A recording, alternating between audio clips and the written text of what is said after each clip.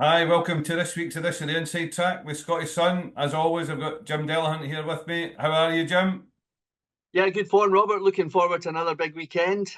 Plenty happening this weekend, even though the better horses are wrapped in cotton wool, most of them anyway, for the Cheltenham Festival coming up, and it's looming on the horizon, Robert. But we've got a few things to deal with before then. Well, we'll start off with a bit of news. It's just come through in the last 10 minutes that Jack Kennedy's been given the all clear to get back riding after yet another broken leg. He'll return in Ireland on Monday. Hopefully, all goes well. It's a huge boost for the festival, an even bigger boost for the Gordon Elliott Yard, isn't it? Absolutely massive for the Elliott Yard. I mean, he's got some cracking jockeys. He's got young Gilligan. He's got Sam Ewing. He can always call in some of the older jockeys that have ridden for him in the past as well. But Jack's his number one, has been his number one for a few years now. I think he's got 11 Cheltenham Festival winners to his name. Now that total, Robert, would be so much higher if it wasn't for injury for Jack Kennedy. He's broken. I don't know if it's the same leg, but he's broken his leg 6 times, which is absolutely astonishing. And for him to keep bouncing back from that is amazing. He is one quick healer, I can tell you, because I didn't think he had any chance of being riding at the Cheltenham Festival, but he's been back riding out.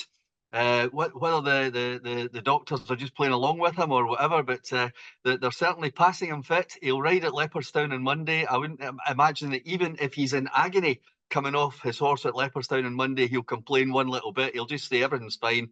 All systems go for Cheltenham. Elliot will be happy to have him back. And now we wonder, does he have any input into whether Brighter Days Ahead goes for the champion? Or is it all down, as Gordon Elliott says, to that man, Michael O'Leary? Well, we'll find out next week. We've been promised an answer on that next week, so surely it'll come. But Elliott's he's given all the hints that he's pushing, pushing, and pushing to go to the champion hurdle, isn't he? Yeah, he wants to run. There's absolutely no doubt about that. And I'm sure Jack Kennedy, having ridden that mare, will want to run as well. But Michael O'Leary, you just never know with that man. You have no idea what he's going to pull next. And we'll just need to wait and see. We can't second guess it. Just have a quick look back at last weekend with the cracking weekends punting with four winners. You put up Bust a Move, which beat me in the 1-2. We did joke that we might get the 1-2. We eventually got it. That's going to go to the Fred Winter now. Would that be Yeah. one you'll be interested in, the Fred Winter? Very much so. David Easterby was a little bit cautious afterwards, but he did say that that was the plan. I said last week this was a very good flat horse. I said that it was underrated in terms of its handicap rating over hurdles. That's been proved to be the case. I mean, it opened up last Friday at 13-2 and backed into 13-8. So I hope a few people got a price along the way. But yeah, he's got to be a Boodles horse. If he gets in the Boodles and all is well with him, then why not go for that? He's certainly well handicapped. I think he's a horse with a future, and I think he's a horse that'll switch back to the flat and win more races as well, Robert. And we tipped up Rubo, of course. What a ride Harry Cobden gave that to win at Kempton. Backed in 6-4 to 5-4. Young Getaway. We flagged up for Nicky Richards at Newcastle, backed in 5-2 to 6-4. And we were both very, very keen on Bois Guilbert for Lucinda Russell making its chasing debut at Doncaster and backed in from 9-2 to 5-2. And didn't it do well? It did. It wasn't running the way we thought it might be. We thought he'd go out in front, but Yeah. Patrick Wadge was very patient on it. But I think that horse won fairly snugly, and I wouldn't be surprised if that goes in again the next time as well, staying over 2 miles. I would think. Yeah, and it certainly augurs well for the form of Lucinda Russell's team going into Cheltenham, and a lot of money this week, Robert, for a horse called Whistle Stop Tour, which anybody who's watched this programme over the past few weeks will know all about because you flagged it up at 50-1 for the Ultima. I managed to get on with you. I also took 33-1 non-runner, no bet. And what's the price this morning? Well, he's been tipped up a fair few places in the last few days. We're now into the preview circuit. People have started looking at his profile, looking at the stable's form in the race over the years. I mean, Lucinda's I think she's had 5 runners in the race, won it twice, been placed 3 times. So her and Peter Skinnerborn have been speaking about the horse this week. They've said he's as good as anything they've ever sent down to Cheltenham. The Ultima's Yeah, the target. He needs 14 to come out. He should get that. You would hope. yeah. You would think he would get that. He's also entered the Kim Muir and the National Hunt Chase, but the Ultima is very much the target, and he's as low as 14-1 best. Sorry, he's as low as 10-1, 14 to Yeah. one best price this morning. So hopefully, plenty of the viewers got on at 50s when we flagged it up 4 weeks ago. Yeah, fingers crossed. Hopefully, at least we'll get a run for our money at those prices, Robert. But this weekend, it's all about Kelso. That's the big race at Kelso is the Morebattle Hurdle. And I think that's a race that a lot of people want to win because of this Bet365 bonus, because you can win this race, go on to Cheltenham, win, I think, any handicap hurdle, and pick up 100 grand extra. So there's a few of them in here with a chance. And which one have you come down on side of? It's fiendishly difficult, I have to say. I mean, Very difficult. you look at the Emmett Mullins one, Vicio, and you think they did it with the shunter a few years ago, come and then won the bonus. So that one looks like it'll be laid out for very shrewd connections. Favouring Fortune, the Scottish champion hurdle winner, runs off £2 higher here. You would think that would be competitive. But the one I'm going to back, I think, is Willful, which going on the form with Altabelli, which you tipped up at Ascot a few weeks ago. Yeah. This horse ran against it at Ascot back in January when Altabelli won it at Ascot in January as well. Got beat 6 lengths, but I think you can mark that form up given how well Altabelli won the last time at Ascot. I thought it was priced about 16 to 1. I thought 16 to 1 each way would be a decent each way bet in this race. What about yourself, Jim? Yeah, I've had a couple of stabs at this, and they were both non-runners in the end, but I've come down in favour of Alney Lamb, which is the Ollie Murphy runner. I spoke to the yard on Wednesday before I did the column for Thursday, the Inside Track column in the Scottish Sun, and they were just non-committal about whether it was coming or not, but he is a course and distance winner. I think he's still well handicapped, and he's got Sean Quinlan on board. And I'll be going small each way on Alney Lamb, but fully respect your thoughts on Willful. And Favouring Fortune, I think, is a very, very good horse indeed. I don't need to tell anybody that because he's carrying top weight, but he looks a very smart horse. I spoke to Alan King after he won the Scottish Champion Hurdle. He rates the horse very highly indeed. So it's no great surprise that in this sort of field he's carrying top weight. But Alney Lamb, each way for me, with plenty of runners. Hopefully we'll get a run. And of course, there'll be extended places with various bookmakers as well. Yeah. We've also got the Premier Chase, which Iroko is a horse that we've talked about numerous times in this programme. He's also entered at Newbury, but this is down as his first preference to take on Grey Donning, who looks like he's going to dodge Cheltenham and go to Aintree. A fascinating race. Is it a match, Jim? Can you see El Elefante or anything like that making an impact, or is it purely a match, this one? Yeah, it looks like a match, and it looks like one to watch. I mean, I certainly wouldn't be having a bet. The only thing I would say is El Elefante has surprised a few people a couple of times this season. Won a mare's race at Uttoxeter, I don't think, which she had any right to win. So I think Lucinda and Skew will be trying to pick up the pieces on this one, just in case anything goes wrong with the big two. But we want to see Grey Dawning. It's not going to Cheltenham. Dan Skelton's been pretty adamant about that. It'll run here, and then it'll run at Aintree. So good luck to the Skeltons with Grey Dawning. Iroko is still my big fancy for the Grand National. So again, it's a look and learn. It's a watch and see. Make sure all 4 legs are working. He's breathing properly, and let's see if he gets round. And I'll just have a look and see how this race pans out, Robert. The Premier Hurdle was the Grade 2 for the novice hurdlers. Always a good race. There's been some crackers running it over the years. What do you fancy in this? Sandy Thompson's got Dedicated Hero, which won the Rossington Main the last time. Do you give him a chance, or do you think it might be one of the ones travelling up for the south? No, I do give him a chance. Absolutely 100% give Dedicated Hero a chance. I was very big on him before he won at Haydock. I hope a few people got on that as well. But Ben Pauling, who is in absolutely sensational form at the moment, he's a Sun Racing columnist, of course. Last Saturday in his column in the favourite, I think he gave 3 big winners, 10 to 1. Goodness knows what prices the other 2 were, but he's absolutely bang in form. He won it last year with Personal Ambition. I think he might be able to win it this year with Vanderpool, which is again, visually, I've been quite impressed with this horse as opposed to the ratings. So visually, I'm very much with Vanderpool. I'm hoping for decent odds about that one. But I know you're very keen on Lagan Hill. Yeah, I was very keen's maybe a bit overstating it, but I'm always drawn to Henry Daly horses when they come up north. He came up one with Bretney, he came up and won to Kelso and won the Borders National. He's 2 for 6 at the track. And Lagan Hill's got nice form with Glenn Bray from Haydock earlier in the season. Glenn Bray's come out and won twice since. He looked a decent horse that day. I mean, his two wins so far have been workmanlike, I would say, rather than flashy. But I quite like that. I think if he gets away around Kelso, prominently ridden, I think he'll take a bit of catching because he looks a bit of a grinder to me. Yeah, and it looks a good race to watch. It's another good race to watch, but I'll be having something on Vanderpool. I hope Lagan Hill runs well, and if we can get the first 2 like last week, we'll be doing fine, Robert. But it's a decent card at Kelso. I think there's a race later on which we might agree on that Walk On Quest is a chance. Or are you going to go against the Lucinda Russell horse here? Well, I think Ben Pauling, leader in the park, looks very progressive in that race. I'm not sure I'll be having a bet in the race. Walk On Quest being very progressive as well. He's a horse definitely on the upgrade. Is it one that you'll have a bet in, or will you just watch this one?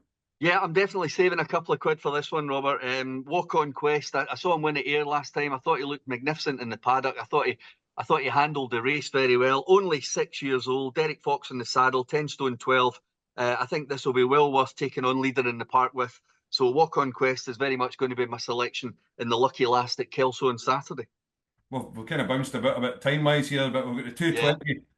220, which Ace of Spades, who won a novice hurdle here earlier in the year, comes back up to try and make it back to back wins at the track. But I believe you fancy another one, Mr. Bramley, in this. I do, but the minute you mentioned Ace of Spades, I thought, oh, here we go, Dan Skelton and Harry in a handicap hurdle over 2 miles, 2 miles 5 at Kelso. But Mr. Bramley, he's won two of his last three. Again, he's impressed me the way he's gone about it. Jed O'Keefe doesn't run many horses over hurdles these days, so he's concentrating very much on the few that he does have.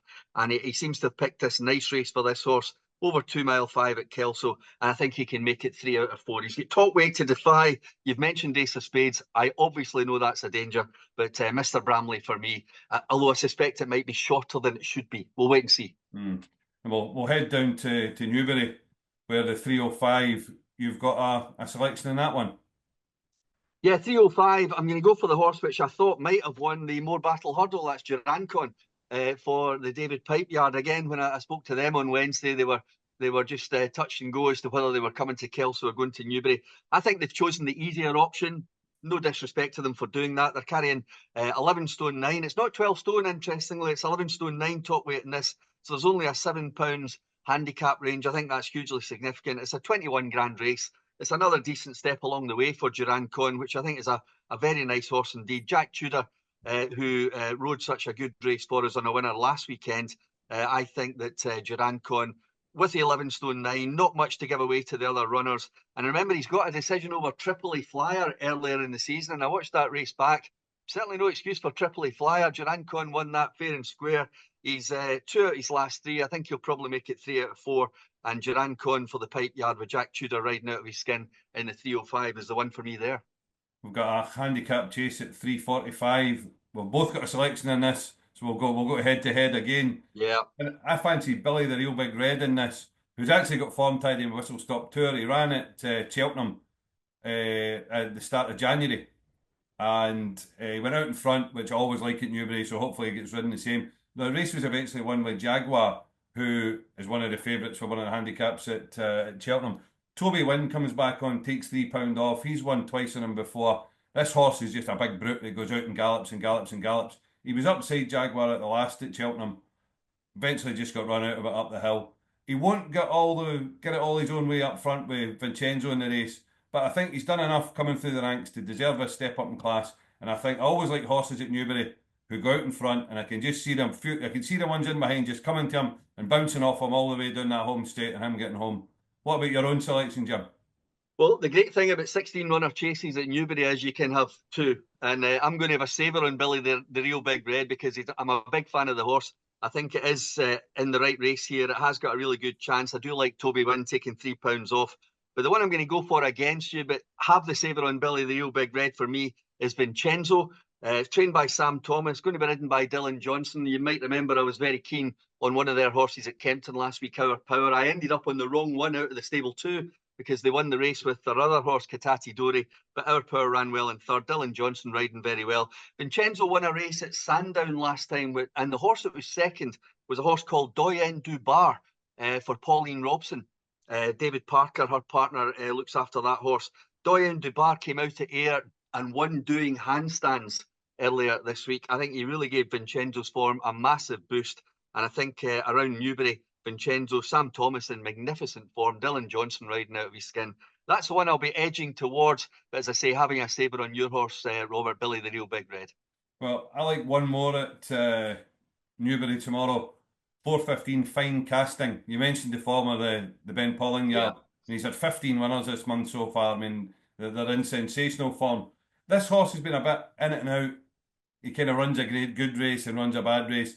He was second at Lingfield earlier in the season. That form's worked out okay. He's won at Newbury in the past. He's won at Haydock in the past. He'll like the ground down there. I think they're still saying it's going to be soft ground down there.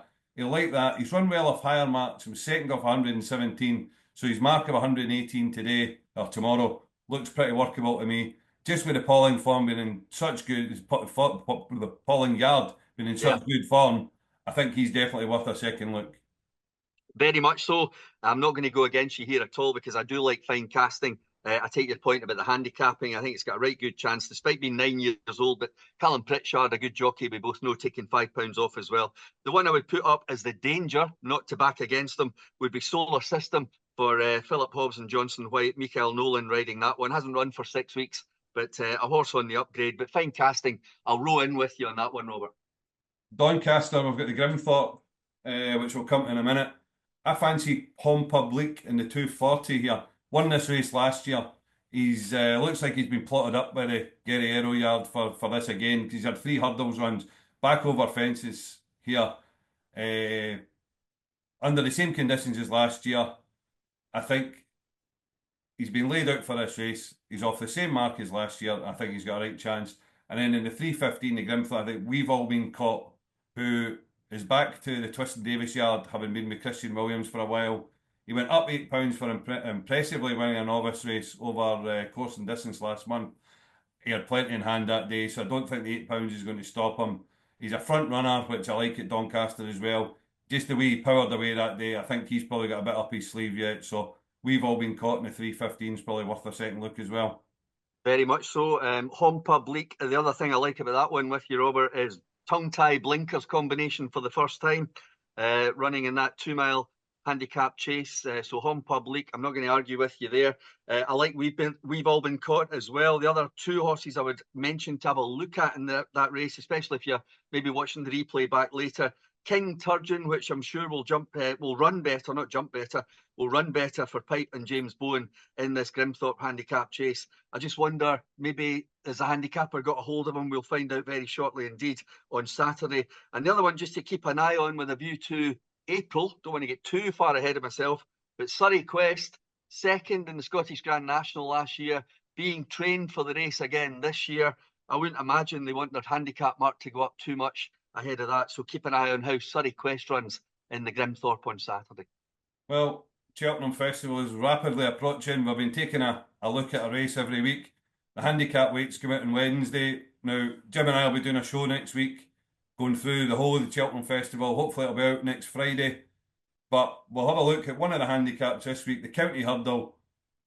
Where's your starting point with this, Jim? We've got Skelton and Willie Mullins have won the last 9 renewals of this race. So is it worth looking anywhere else, or is that just where you just have to focus on their runners? I think you're right. That's the starting point because Willie has won 7 county hurdles, 5 of the last 10, 3 of the last 5, 2 of the last 3. So you've got to be looking at whatever Willie Mully ends up putting Paul Townend up on eventually as well. And the other man you have to look at, as you said, is Dan Skelton. He's won this race 4 times. 2 of them went off at 33-1. You wouldn't believe that. But Skelton won in 16, 18, 19 and 23. And I'm very much in favour and hoping that he might win it this year with a horse called Val Grand. It's a horse that's already won at Cheltenham. It won what I thought was a good novice hurdle at Cheltenham in October.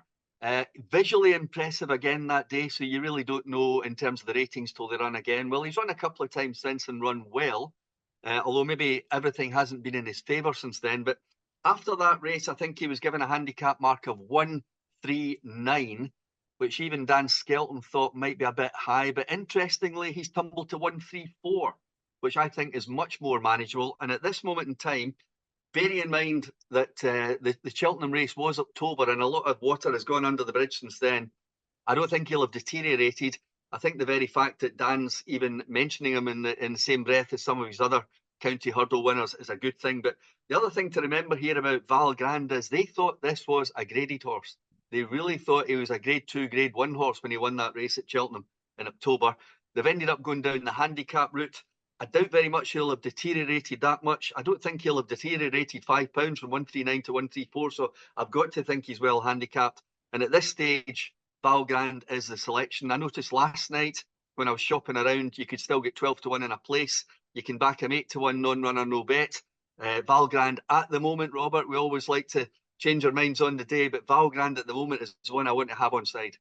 Well, you talk about graded form and whatever, and you do need to be pretty much a graded horse to win these handicaps these days because they're so competitive. So the one I'm going to put up actually has won a graded race, and I Yep. can't believe he's 25-1, which is Go on. Toonservator Yep. for Willie Mullins, who beat Romeo Coolio, who's one of the favourites for the Supreme in the Royal Bond. If you actually go back and watch that race, he got stopped twice behind horses and still managed to pull himself out, or the jockey managed to pull himself out Yep. and win the race. He then ran at the Dublin Racing Festival, and I think that was a fairly quiet run. They just hunted him round in the middle of the pack and didn't make too much of him. So, as you say, Paul Townend, which one he chooses would be a good sighter, a good pointer in this race. But I just think they've won their grade two with this horse and thought, right, he's not going to win a Supreme, he's not going to win a Turners, but we'll win a handicap with him. So at 25-1, I think he's a big price. Now, he's been hiked up £4 for his Irish mark. He's on 145, but I still think if there's a bit left in the locker, which I think there certainly is, he's a decent bet at 25-1 each way. You've got me interested. I'm going to go and start watching the videos of Toonservator and just see where this is coming from, Robert. But a good one to put up at the prices. As we say, we're ahead of the game here, so obviously things will change on the build-up. But I put up one in Valgrand, you put up one in Toonservator. Now, we quest to end with, Robert. When was the last Scottish trained winner of the county hurdle? Oh, pass. It was 1994. It was a horse called Dizzy, and it was trained by the late Peter Monteith. There you So go. there you go. And it was ridden by Tony Dobbin. Ah, There you go. And I'll tell you something else. When I was checking that little pearl of wisdom, I discovered that Nigel Angus of Ayr Gold Cup fame with Roman Warrior had also won the county hurdle way back in 1971. Now, I knew Nigel. Sadly, he's no longer with us either. But I had loads of conversations with Nigel over the years, and he never mentioned once he'd won a county hurdle. But there you go. Nigel Angus, Ayr Gold Cup winner and county hurdle winner. But the last Scottish winner was Dizzy in 94.